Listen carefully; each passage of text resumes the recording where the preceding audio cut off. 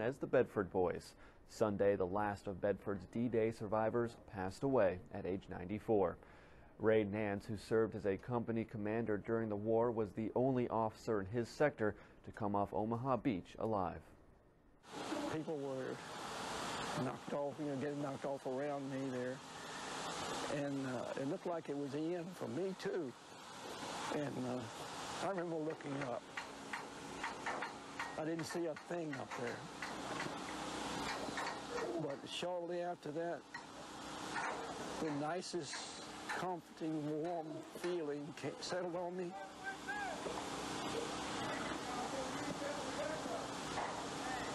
And then I knew it was all right. June 6, 1944, D-Day. Also known as Operation Overlord, it was one of the most extensively planned days in World War II. This was the largest air, land, and sea operation ever. The Bedford Boys by Alice Kershaw tells of the magnificent journey of 40 boys from the small town of Bedford, Virginia, serving in World War II, all leading up to their fight on D-Day. Kershaw's thesis is that even ordinary men can make great sacrifices with great dignity. All in all, sometimes the sacrifice of life is for the greater good, which he proves through telling the lives of all the Bedford boys. Kershaw also highlights through the book that if changes were made in the landing on Omaha Beach, then many more lives would have been saved, more specifically for the Bedford boys. There were 38 Bedford boys in Company A of the 116th Infantry Regiment of the 29th Division. Of these men, the book focuses on Roy and Ray Stevens, twin brothers who are descendants of some of the first settlers in Bedford. Taylor Fellers, the son of the chairman of the Bedford County Board of Supervisors. Earl Newcomb, John Wilkes, Earl Parker, John Shank, Ray Nance, Bedford Holback, Wallace Carter, Leslie Abbott, and many more of the men in Company A.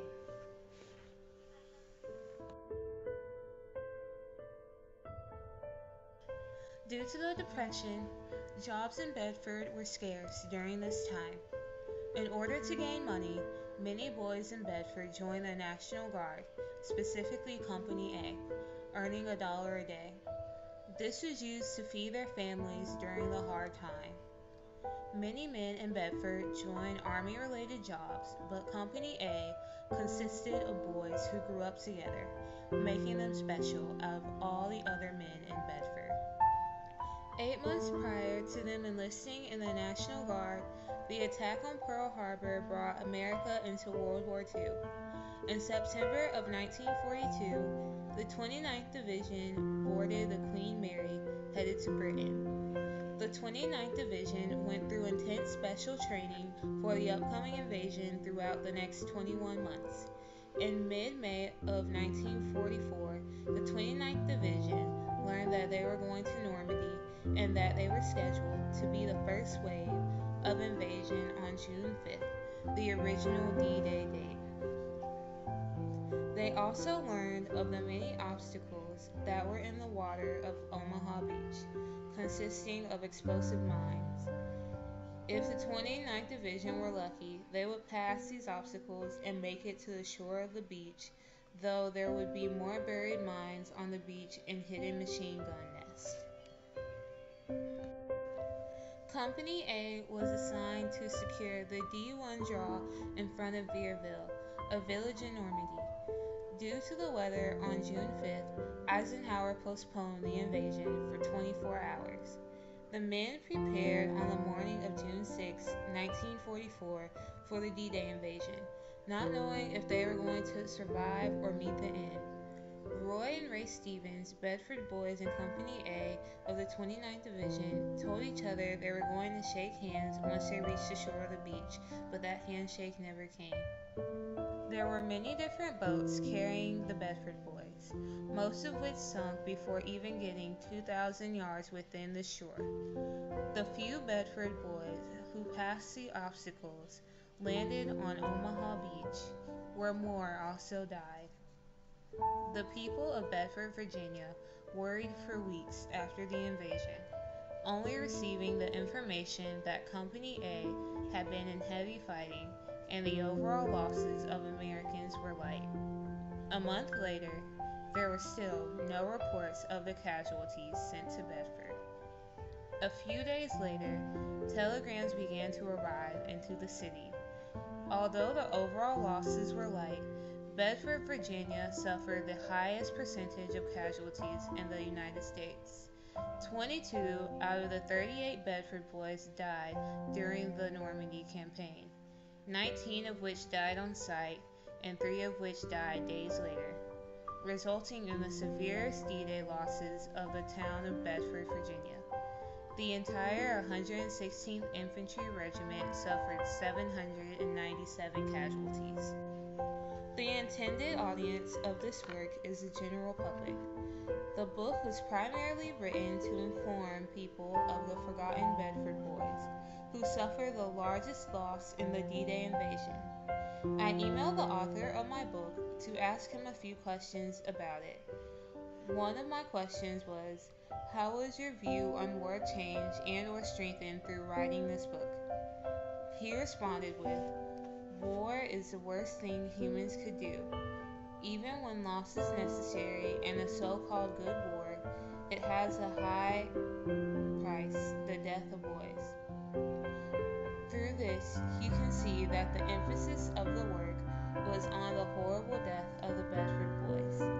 The author proves his thesis through describing the deaths of the boys and showing through interviews with family members of the boys that war was awful. The author's work is incredibly valid. Considering his extensive bibliography and use of primary sources, you can see that this book was written on factual evidence. In addition to this, there's an interview with Kershaw himself in the back of the book.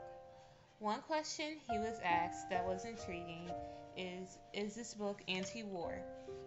Kershaw responded with, it can be read in many ways. If you're against violence of any kind, you will find the book a cautionary tale about how terrible war is because it shows the impact of combat on a very human scale. If you also believe there is something glorious and noble about what the Bedford boys achieved, you will find it an inspiring book and an example of how war is necessary in some circumstances. He thinks the Americans who fought the war were great warriors, even though few of them saw themselves as such. The veterans of Normandy walk around us like giants. They are all about to die in coming years, and they should be honored as the great Americans they are. This shows that Kershaw shows little bias towards the subject of his book. Overall, this was a very good work.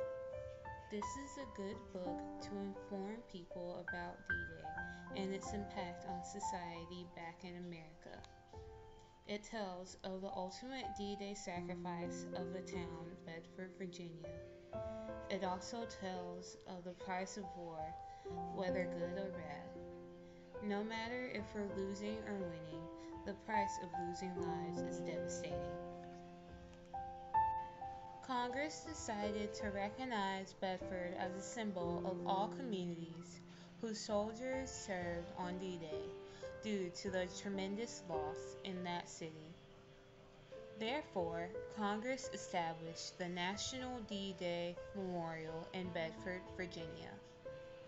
The memorial is a depiction of the difficulty of getting onto Omaha Beach, which shows the many men who died for our country. We should remember the Bedford boys as the heroes they were, even though they did not think of themselves as such. Rest in peace to our fallen soldiers.